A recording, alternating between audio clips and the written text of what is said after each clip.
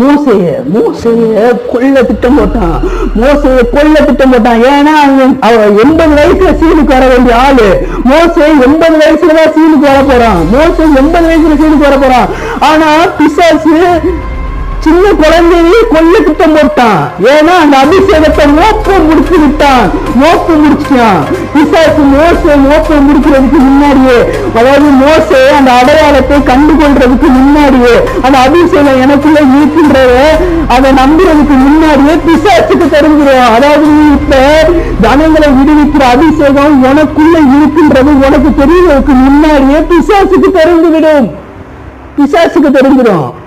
So அதனாலதான் உன்னை கொல்ல திட்டம் பண்றான், உன்னை அழிக்க திட்டம் பண்றான், உன்னை சின்ன வயசுலயே கிள்ளி விட திட்டம் பண்ணா, எல்லாத்துக்கும் அவன் திட்டம் பண்ணா. யோசேப்பு 30 வயசுல சீனுக்கு வருவான், 17 வயசுலயே அழிக்க திட்டம் போட்டான். 17 வயசுலயே அழிக்க திட்டம்